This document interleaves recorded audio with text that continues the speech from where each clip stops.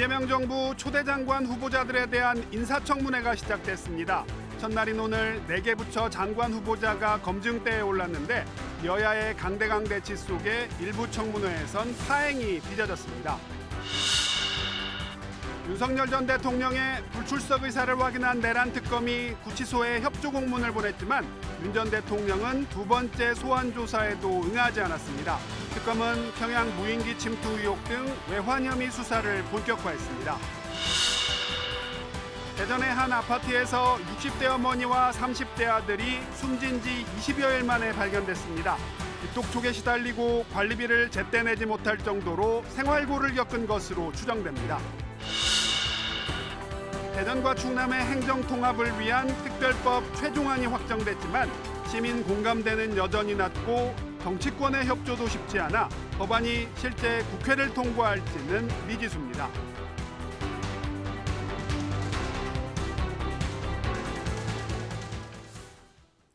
여러분 안녕하십니까? 대전 세종 충남 7시 뉴스 시작합니다.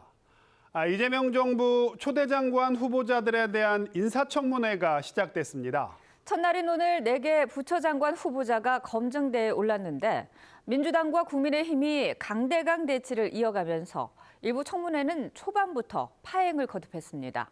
첫 소식 이원희 기자입니다.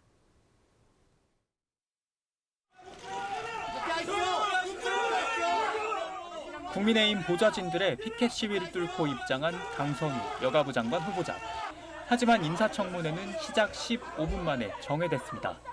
국민의힘 의원 노트북에 부착한 갑질왕 문구를 민주당 의원들이 문제 삼으며 여야가 충돌한 겁니다. 벌써 후보자를 비방하는 이런 현수막을 붙여놓고 어떻게 저희가 인사청문회를 진행할 수 있겠습니까? 강선우 후보자 본인이 피켓 이렇게 붙여놓고 장관 청문회를 한 당사자입니다. 신경전 끝에 재개된 청문회에서 강 후보자는 자신의 의혹에 사과했습니다. 논란 속에서 상처를 받았을 보좌진들께 심심한 사과를 드리는 바입니다. 제가 부족했던 점은 더 겸허하게 받아들이고. 배경훈 과기부 장관 후보자 인사청문회 역시 여야가 맞서면서 파행을 겪었습니다. 국민의힘 의원들이 최민희 독재 팻말을 들고 나오자 최민희 과방위원장이 질서 유지 위반이라며 회의를 중단시켰습니다. 질서를 유지하기 곤란하다고 인정할 때에는 회의를 중지하거나 산회를 선포할 수 있습니다. 산회를 선포합니다. 이후 팻말 부착과 제거를 두고 여야가 설전을 벌이며 정회가 반복됐습니다. 뛰세요. 건드리마. 뛰세요.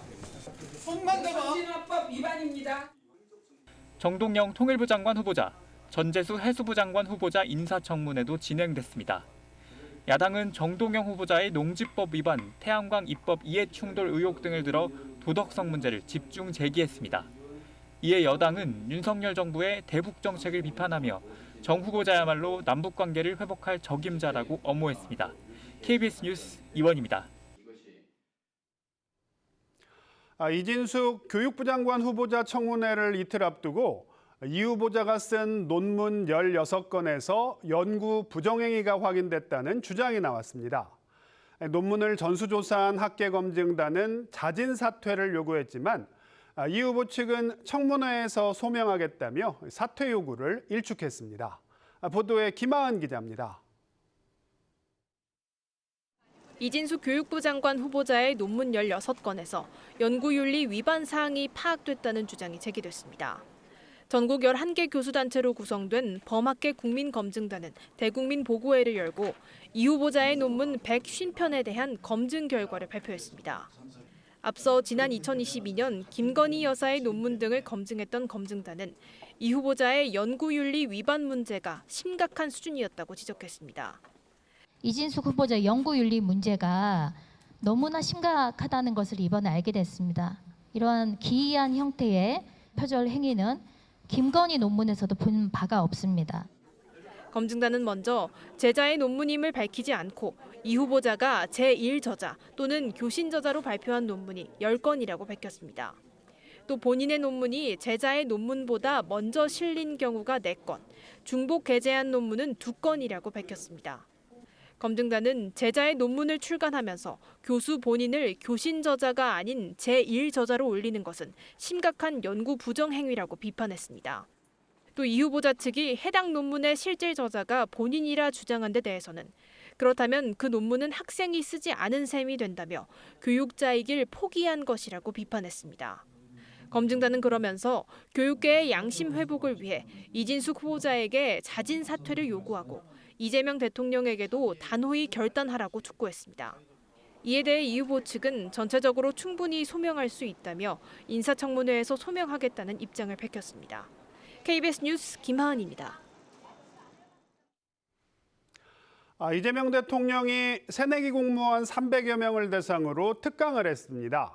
공직자의 청렴함을 강조하면서 선의로 한 일에 대해서는 책임을 묻지 않는 풍토를 만들겠다고 강조했습니다. 이희연 기자입니다. 행정고시에 합격한 5급 예비사무관들이 대통령과 만났습니다.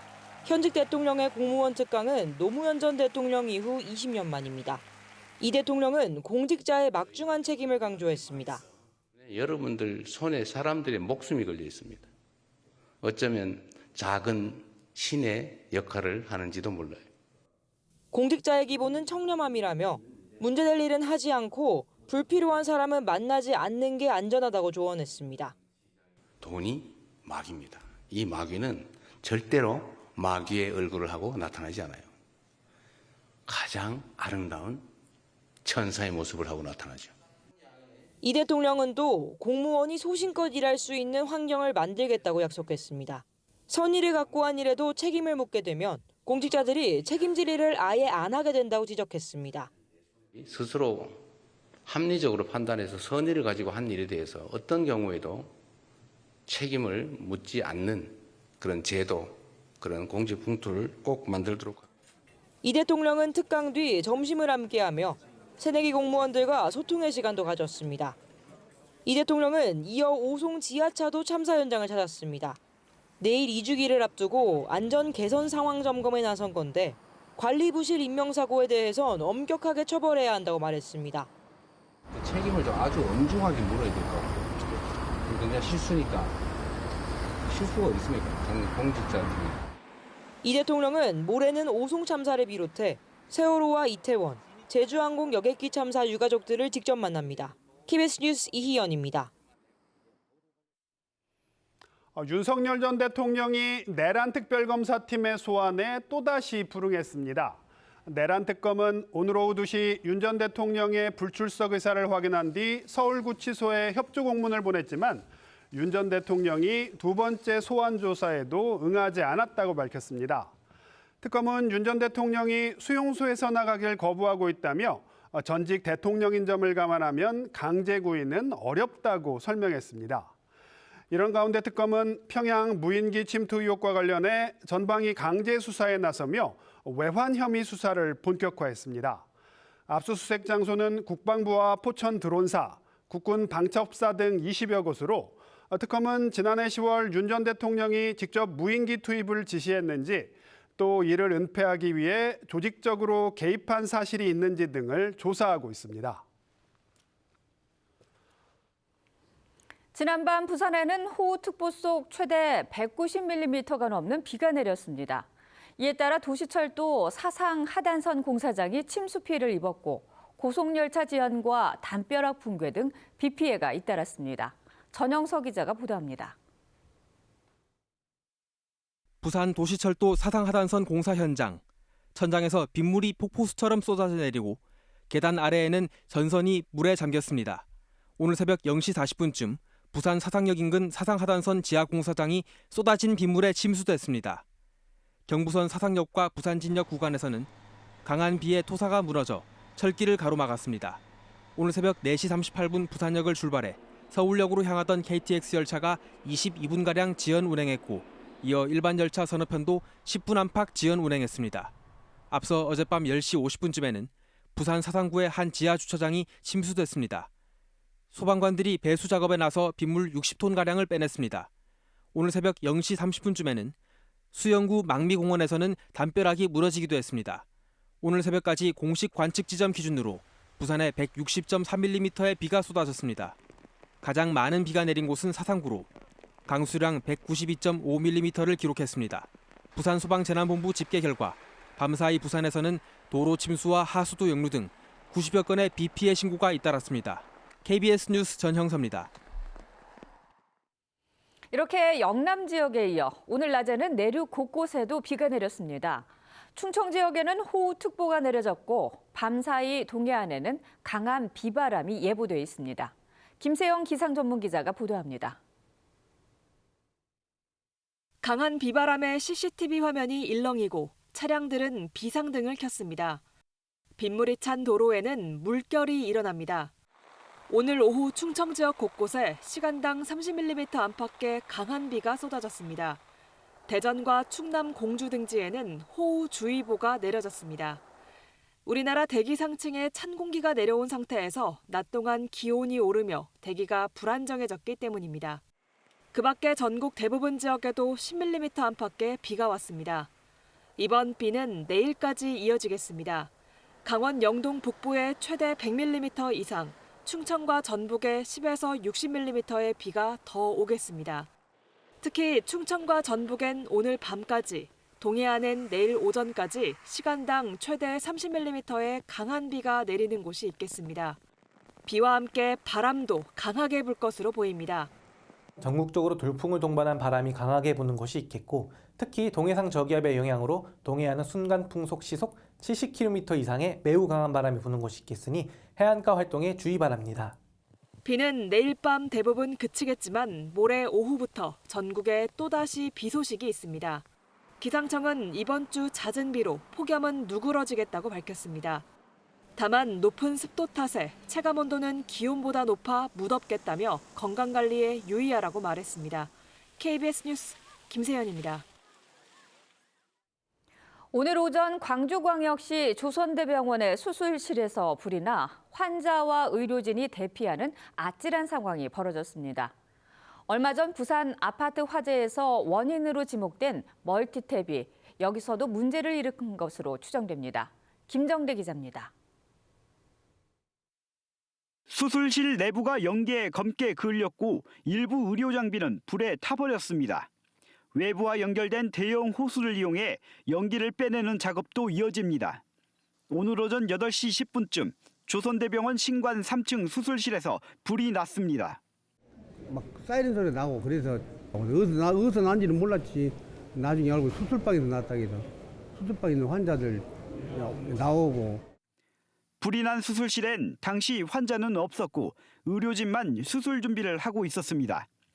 직원들이 신속히 자체 진화에 나서 불은 10분 만에 꺼졌습니다. 불이 나자 40여 명이 긴급 대피했고 이 과정에서 환자와 의료진 등 35명이 연기를 마셔 치료를 받았습니다. 일부 환자들은 침대에 탄 채 몸을 피하는 등 대피 상황은 긴박했습니다. 불은 각종 의료기기 전원 24개를 연결할 수 있는 의료용 멀티콘센트에서 시작된 것으로 추정됩니다. 소방당국은 이 장치에서 과부하가 발생해 누전이나 단선으로 이어진 것으로 보고 정확한 원인을 파악하고 있습니다. 전기를 공급할 수 있는 그 전원 콘센트 장치에서만 불이 발생했고 그걸 진행한 거예요. 멀티탭 생각을 치면 돼요. 이번 화재로 조선대병원의 15개 수술실 가동이 모두 중단됐고 환자 27명의 수술 일정에 차질이 빚어졌습니다. 수술실 운영 재개까지 며칠 더 걸릴 것으로 보여 광주 전남 지역 상급 종합병원의 수술실 과밀 사태가 우려됩니다. KBS 뉴스 김정대입니다. 미 백악관이 다음 달 1일부터는 실제 상호관세가 부과될 거라며 무역 협상국들을 상대로 압박했습니다. 서둘러 미국이 원하는 협상 조건을 들고 오라는 건데 트럼프 대통령은 각국이 관세를 낮추려 시장을 개방하고 있고 한국도 타결을 서두른다고 밝혔습니다. 김기수 기자의 보도입니다. 케빈 해시 백악관 국가경제위원장은 다음 달 1일 실제 상호관세가 부과될 거라고 밝혔습니다. 추가 협상 시한이 더는 없을 거란 얘기입니다. 다만 트럼프 대통령이 만족할 만한 합의에 이르지 못한다면이라는 단서를 달았습니다. Well, these tariffs are real if the president doesn't get a deal that he thinks is good enough. But, conversations are ongoing and we'll see where the dust settles. 해싯 위원장은 트럼프 대통령이 현재 각국의 협상안에 만족하지 못한다는 분위기도 전했습니다. 좀 더 적극적으로 미국이 원하는 협상안을 들고 오란 뜻으로 해석됩니다. 트럼프 대통령은 원하는 게 뭔지 좀 더 분명히 내비쳤습니다. 각국이 관세를 낮추기 위해 자국 시장을 미국에 개방하고 있다고 말했습니다. They want to open up their country. I would say Japan to a much lesser extent in terms of opening up their country. 입장을 고수하던 무역 협상국들이 방식을 빠르게 바꾸고 있다면서 한국도 언급했습니다. South Korea wants to make a deal other than tariffs. Right now, as you know, they're paying a substantial tariff, but they want to make a difference. 지난 주말 30% 관세율을 일방적으로 통보받은 유럽연합은 일단 대화를 이어가겠다며 보복 관세 부과 시점을 다음 달 초로 미뤘습니다.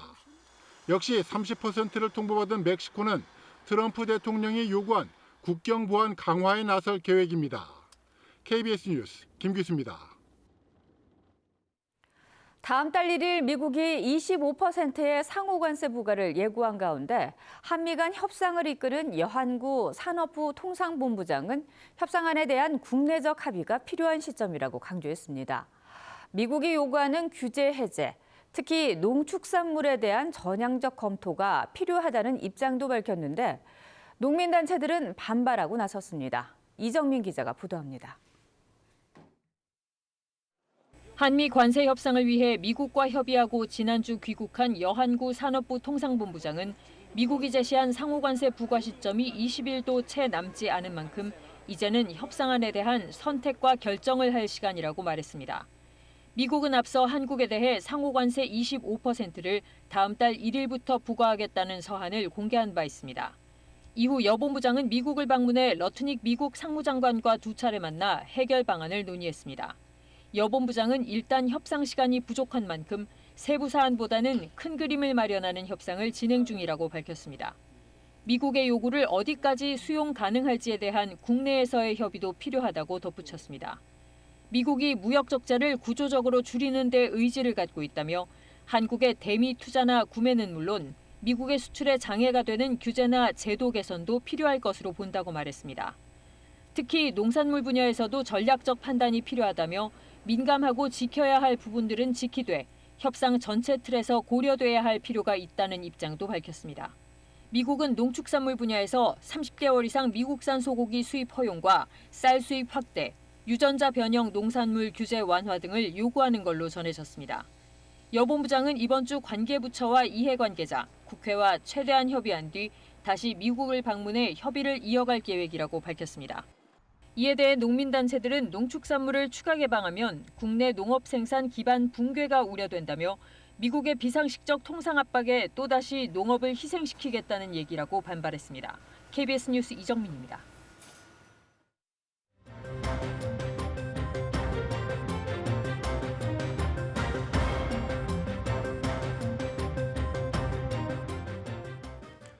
해수부 부산 이전에 대한 충청권의 반발이 거센 가운데 오늘 국회에서는 전재수 해양수산부 장관 후보자에 대한 인사청문회도 열렸습니다. 야당을 중심으로 해수부 이전이 지방선거용 업적 쌓기라는 지적과 행정수도 완성이라는 국가적 목표가 흔들리고 있다는 질타가 이어졌습니다. 보도에 백상현 기자입니다. 전재수 해양수산부 장관 후보자 청문회에선 해수부 부산 이전 추진이 내년 지방선거용 업적 쌓기 아니냐는 공세부터 나왔습니다. 상식적으로는 다음 선거를 염두에 둔 거 외에는 이해할 길이 없는 겁니다. 해수부 이전 추진 뒤 지역마다 부처 나눠먹기식 요구로 국가적 과제인 행정수도 완성을 저해하고 있다는 질타도 이어졌습니다. 이 정부가 펼치는 정책이 국토를 사분오열로 지금 만들고 있는 거예요. 행정 중심 복합 도시라는 국가적 비전마저도 지금 흔들리고 있는 거예요. 전 후보자는 부산시장 출마 여부를 묻는 말에는 겨를이 없다며 즉답을 피했고 행정수도 완성에 역행한다는 지적엔 생각이 다를 수 있다며 이전을 완수하겠다는 입장을 고수했습니다. 세종의 행정도시를 완성하는 데 어떤 역행을 한다든지 전반적인 국가 균형 발전이라는 측면에서 볼 때 큰 틀에서 훼손이 없다. 일부 여당 의원은 한술 더 떠 해수부를 분리해 해수청을 전남으로 보내달라는 지역구의 요구까지 전달했습니다. 해수청을 다시 분리해서 전남으로 보내주라. 어차피 부산은 해양수산 분야는 좀 멀지 않냐. 북극 항로 개척이라는 장밋빛 전망만 말하고 있다는 지적도 나왔지만 전 후보자는 해수부 이전을 마중물 삼아 해양수산 관련 기관과 주요 해운 기업까지 유치하겠다며 신속한 추진 의사를 거듭 밝혔습니다. KBS 뉴스 백상현입니다. 대전 서구의 한 아파트에서 60대 어머니와 30대 아들이 숨진 지 20여일 만에 발견됐습니다. 빚독촉에 시달리고 관리비를 제때 내지 못할 정도로 생활고를 겪은 것으로 추정됩니다. 이현경 기자가 전하겠습니다. 현관문에 법원 등기 도착 안내문이 여러 장 붙어 있습니다. 지난 9일 이 집에 살던 60대 어머니와 30대 아들이 함께 숨진 채 발견됐습니다. 경찰은 두 모자가 발견되기 20여일 전인 지난달 중순 이미 숨진 것으로 파악했습니다. 이상한 냄새가 난다면서 올라가 보니까 예감이 이상하더라고요. 숨진 분이니까 당연히 없고 그래서 경찰에 신고했어요. 사망 추정 시점인 지난달 16일 법원은 숨진 어머니 명의인 이 아파트에 가압류 결정을 내렸습니다. 우편함에도 카드회사 등에서 보낸 독촉장이 가득 꽂혀 있습니다. 이들은 생전 1억 원 넘는 빚에 시달린 것으로 전해졌습니다. 옆집에 있기 전에 흥분을 못 느꼈어요. 흥분이 충분했어요. 이렇게 이상하다 했는데. 숨진 어머니는 지난 5월 행정복지센터를 찾아 긴급 생계비를 신청했습니다. 아파트 관리비가 석 달째 밀리자 도움을 구한 것으로 보입니다. 이달 초까지 월 120만 원씩 석 달치 지원을 받았지만 위기 가구 대상에 포함되진 않았습니다. 지병이나 장애가 없었기 때문입니다. 당시에는 구직 활동 중이셨고 압류됐거나 이런 부분에 대해서도 없다고 하셨어요. 복지 사각지대를 줄이기 위한 노력이 이어지고 있지만 생활고를 비관한 죽음은 여전히 반복되고 있습니다. KBS 뉴스 이연경입니다. 사건 사고가 발생하면 통상 수사기관은 가장 먼저 CCTV부터 확보를 하는데요. 그런데 외국계 대형마트인 코스트코가 경찰에 절도 피해를 신고하고도 정작 수사하려는 경찰에 CCTV 영상 제공은 거부하는 일이 잇따르고 있습니다. 왜 그런지 김예은 기자가 취재했습니다. 최근 국회 게시판에 외국계 대형마트 코스트코가 경찰 수사에 비협조적이란 글이 올라왔습니다. 코스트코 세종점에서 지난 1년 사이 3건의 절도 신고가 접수됐지만 정작 경찰에는 CCTV 제공을 거부했다는 겁니다. 심지어 이 가운데 2건은 마트 측이 직접 경찰에 신고했습니다. 결국 경찰은 법원의 압수수색 영장을 받거나 영상 제공을 종용해 일주일 이상이 지나서야 영상을 확보할 수 있었습니다. 초기에 중요한데 그게 좀 시간이 흐르다 보니까 범인 검거라든지 피해자들에 대한 피해 회복이 좀 늦어지고. 이에 대해 코스트코 세종점 측은 개인정보보호법에 따른 본사 지침이라고 설명했습니다. 하지만 현행법상 범죄 수사를 위해서는 당사자 동의 없이도 영상 제공이 가능합니다. 범죄와 관련한 증거를 제출하는 경우는 괜찮다라는 내용이 들어 있습니다. 판단은 코스트코에서 하는 거고 다만 법적으로 위반이라고 보지는 않습니다. 특히 영상 속 정보를 가리는 등 기술적 대안도 충분해 무조건 CCTV 제공을 거부할 일은 아닌 걸로 판단됩니다. 지워가 흐릿하게 해가지고 나오게끔 하는 그런 기술도 있거든요. 충분히 어떤 여지가 있는 부분인데도 불구하고 특정 회사 카드와 현금만 사용하게 하는 등 외국계 기업의 배짱 영업이란 비판이 끊이지 않는 가운데 코스트코 코리아 측은 이번 사안과 관련해서도 아무런 답변을 내놓지 않았습니다. KBS 뉴스 김예은입니다. 의정 갈등으로 동맹휴학에 들어간 의대생들이 1년 5개월 만에 전원 복귀를 선언했습니다. 이제라도 복귀 결정을 한 건 반길 일이지만 정작 대학에선 이들을 받아들일 준비가 전혀 돼 있지 않은 게 현실입니다. 보도에 양민호 기자입니다. 의대생 단체는 전원 복귀를 선언하고도 정확한 복귀 시점을 못 박지는 않았습니다. 그러면서 정부의 복귀를 위한 학사 일정 정상화 대책 마련을 요구했습니다.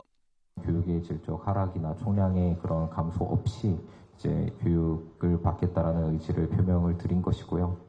하지만 학사 정상화를 위한 후속 처리를 떠안은 대학들은 딜레마에 빠졌습니다. 본과 300여 명 대다수가 유급 위기에 처한 충남대 의대. 하지만 벌써 1학기가 끝나가고 있는 상황에서 통상 1년 단위 학년제로 운영되는 학사 일정에 중도 복귀가 가능할지 여부는 불투명합니다. 내일로 예정된 의과대학 의학전문대학원 협회와 의대 학장들과의 회의에서도 이 부분이 집중 논의될 예정입니다. 회의 결과에 따라서 복귀 의대생을 어떤 스케줄로 어떻게 교육할지가 아마 대학 본부하고 함께 논의가 되지 않을까 생각하고 있습니다. 교육부도 현재로선 복귀의 시기와 방법은 대학 자율에 맡긴다는 원론적 입장을 유지하고 있을 뿐 뚜렷한 대안은 없습니다. 여기에 복귀한 학생과의 형평성 문제와 특혜 시비, 국민과의 신뢰 회복 등 해결 과제가 첩첩산중입니다. 서로 상처 많이 주고받은 거는 뭐 일반인들도 많이 아시죠. 이런 기본적인 신뢰 회복하고 진실된 화해와 소통으로 의대생 전원 복귀 선언으로 의정 갈등이 큰 전환점을 맞았지만 1년 반 가까이 교실을 떠나 있던 의대생들이 제자리 찾기에는 상당 기간이 걸릴 것으로 보입니다. KBS 뉴스 양민호입니다. 행정통합을 추진하고 있는 대전과 충남이 통합을 위한 특별법 최종안을 확정했습니다. 속도감 있게 통합을 추진하겠다는 건데 반면 시민 공감대는 낮고 정치권의 협조도 쉽지가 않아서 국회 통과 가능성은 높지 않아 보입니다. 박병준 기자가 보도합니다. 대전과 충남의 행정 통합을 논의해온 민관협의체가 5차 회의 끝에 법적 근거가 될 특별법 최종안을 확정했습니다. 양 시도가 통합을 공식화한 지 8개월여 만입니다. 296개 조항으로 된 법안에는 대전, 충남 특별시를 출범시켜 중앙행정기관의 권한과 부동산 양도세 등 세수 일부를 이양받는 내용이 담겼고 대전의 과학기술과 충남의 산업 기반을 결합해 경제, 과학, 수도로 조성하겠다는 비전을 강조했습니다. 수도권 1극 체제 극복과 지방 소멸 방지, 그리고 글로벌 경쟁력을 가진 광역 경제 생활권 구축, 또 주민복지 증진 등을 양 시도는 각 의회에 의견 수렴을 거친 뒤 다음 달 국회에 법안을 제출해 연내 통과를 목표로 하고 있습니다. 하지만 시민 반응은 미지근합니다. 자치구와 시군을 돌며 주민 설명회가 열렸다지만 여전히 모르는 경우가 다반사입니다. 통합에 대해서는 딱히 아직 홍보물이나 좀 적절한 수단을 통해서 제가 알고 있는 상황이 없는 것 같아요. 못 들어봤어요. 들어본 적은 없고 처음 듣는 얘기예요. 정치권 협조도 쉽지 않아 보입니다.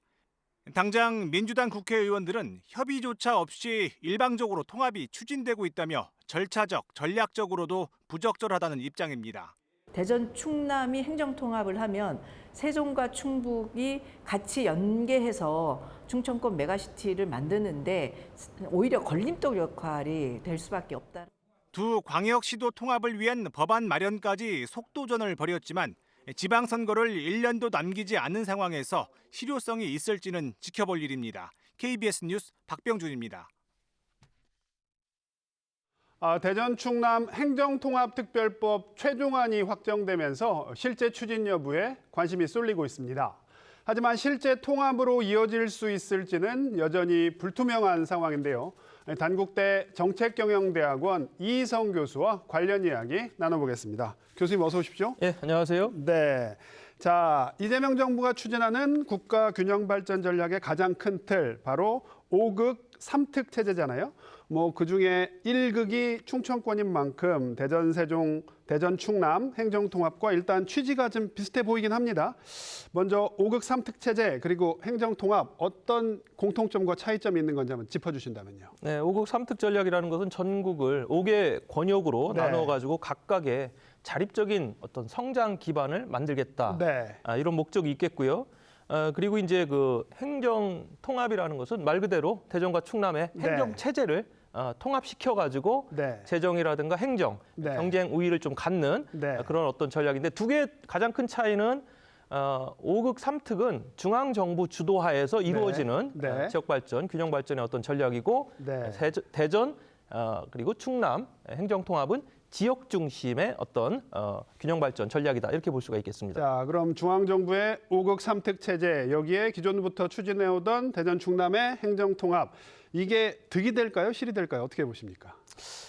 말씀하신 5극 중에 충청권이 포함이 되어 있습니다. 그렇기 때문에 중앙정부 차원에서의 어떤 집중적인 투자 그리고 정책적 지원 이런 것들은 이제 중앙정부가 추진하고 있는 5극 3특과 대전, 충남 행정통합에 대한 어떤 시너지 효과를 낼 수 있는 부분입니다.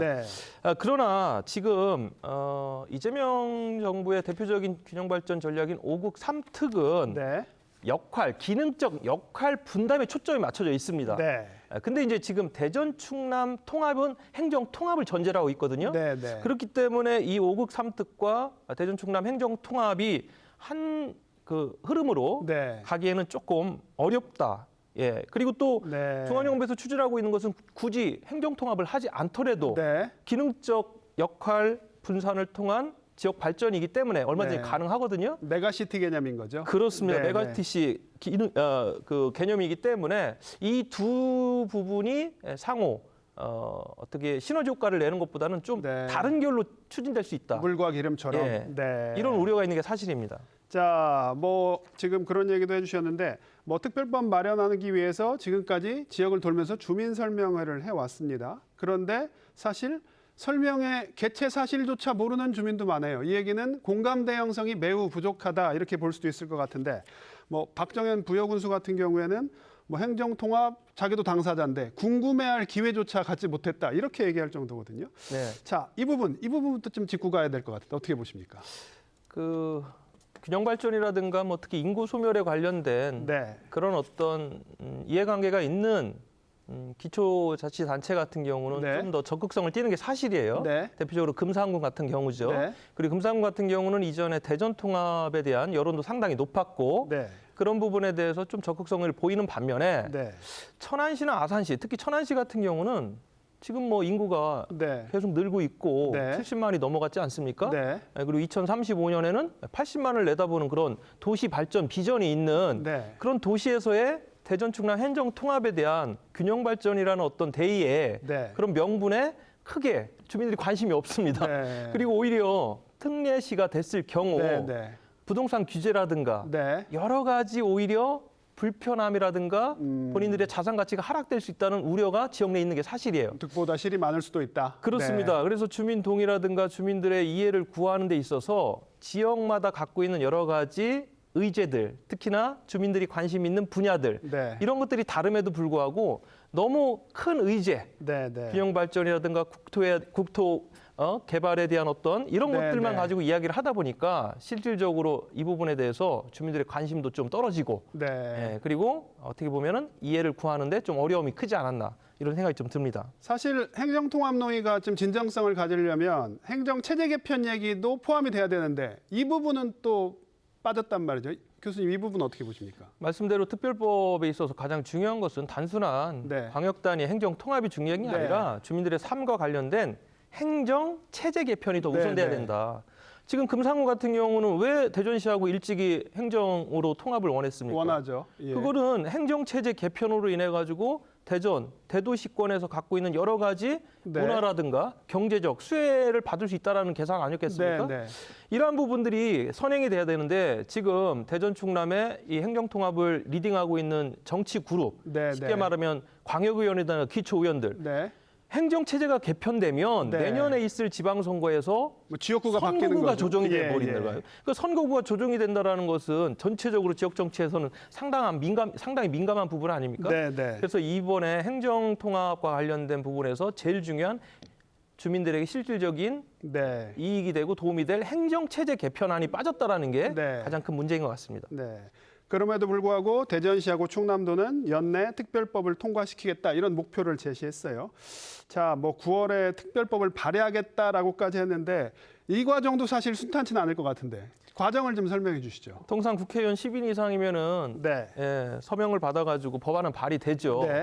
그러나 이제 그 이후에 상임이라든가 법사위, 본회의까지 가는 과정에서는 국회의원들이 협조를 해줘야 되거든요. 민주당 중심의 국회. 맞습니다. 네. 다수당이 민주당이기 때문에. 그러나 지금 국민의힘 중심으로 이러한 일들이 네. 추진이 되다 보니까 민주당 국회의원들은 상당히 이 부분에 대해서 부정적이고 소극적이란 말이죠. 네. 그렇다면 과연 특별법이 통과될 수 있을까? 네. 결국 정치권의 협조를 구하는 부분들이 지금 너무 안 되고 있는 게 가장 큰 문제고요. 그리고 이러한 어떤 법안이 끝까지 갔을지어라도 마지막 단계는 네. 주민 투표가 또 필요합니다. 네. 이러한 부분에서 지금 연내 특별법 통과의 목표를 두고 있지만 네. 그 이후의 절차는 상당히 어려움이 예상이 됩니다. 네. 뭐 그럼에도 불구하고 뭐 특별법이 통과된다고 가정을 하면 뭐 직제에 뭐 크고 작은 변화가 많이 생길 텐데요. 자, 내년 지방선거 전에 결론이 나지 않으면 통합 논의가 뭐 아예 장기화되거나 무산될 수도 있다. 사실 무산될 가능성이 높다고 보는 측면이 많지 않습니까? 어떻게 보십니까? 타이밍의 문제입니다. 지금 네. 지방선거와 충돌할 수밖에 없고요. 말씀하신 대로 통합을 하게 되면은 네. 시청, 도의회 새롭게 구성을 해야 됩니다. 네. 그리고 각각의 단체장 어떠한 역할과 또 권한을 주어질지 또 그것도 정리를 해야 됩니다. 네. 그렇기 때문에 정치적인 골든타임은 올 연말까지고요. 이때까지 특별법이 완전히 통과되지 않는다. 네. 이러면 사실상 대전 충남 행정통합은 어렵다. 것이다. 이렇게 예측을 할 수가 있겠습니다. 알겠습니다, 교수님. 오늘 말씀은 여기까지 듣겠습니다. 고맙습니다. 감사합니다.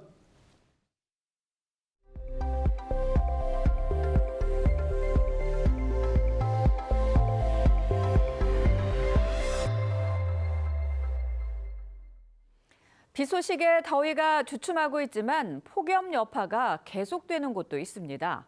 바로 먹거리 물가인데요. 이른 무더위가 농산물 생산을 더디게 하고 가격은 올리면서 폭염발 인플레이션, 이른바 히트플레이션 우려가 커지고 있습니다. 김채린 기자가 취재했습니다. 마트 한복판을 차지한 여름 제철 과일 수박. 가던 길 멈추고 들여다보고 잘 익었는지 두드려보기도 하지만 실제 집어들기는 쉽지 않습니다. 한 통에 2만 원이 훌쩍 넘는 가격 때문입니다. 너무 비쌌어. 그래서 보고 들었다 놨다 그런 거예요. 농사 짓는 사람들도 힘들겠지만은 우리 생각보다는 너무 많이 비싼 거예요. 오늘 기준 수박 한 통 평균 가격은 29,800원. 일주일 전보다 18%, 평년보단 무려 42% 비싼 수준입니다. 일찍 찾아온 폭염으로 수요가 몰리며 가격이 뛴 겁니다. 배추와 무 가격도 일주일 새 20%가량 오르며 들썩이고 있습니다. 폭염으로 인해서 산지에서 낮 시간 작업이 어려운 상황이다 보니까 산지 시세가 오른 추세를 보이고 있습니다. 수산물 물가도 비상입니다. 대중적 횟감인 광어는 1년 전보다 14%, 우럭은 42% 가까이 가격이 올랐습니다. 지난해 고수온으로 발생한 양식장 집단 폐사 여파인데 올해는 지난해보다 고수온주의보가 보름 이상 일찍 발령됐습니다. 회를 드시면 거의 기본이 광어 우럭인데 예전에 비해서 단가들이 많이 비싸다 보니까 저희도 그렇고 소비자분들도 그렇고. 폭염 등으로 기온이 1도 오를 때 농산물 가격 상승률은 최대 0.5%포인트 올라가고 그 영향은 반년가량 이어진다는 분석도 있습니다. 폭염이 길어질수록 물가 상승 압력도 더 오래 간다는 건데 정부는 우선 이번 주부터 농축산물 최대 40% 할인 판매를 지원하기로 했습니다. KBS 뉴스 김채린입니다.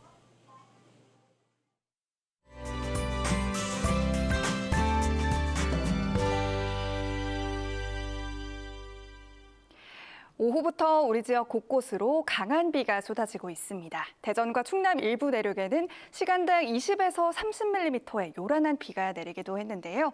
오늘 밤까지 돌풍과 벼락을 동반한 국지성 호우가 예상됩니다. 시설물 관리와 교통 안전에 각별히 주의하셔야겠습니다.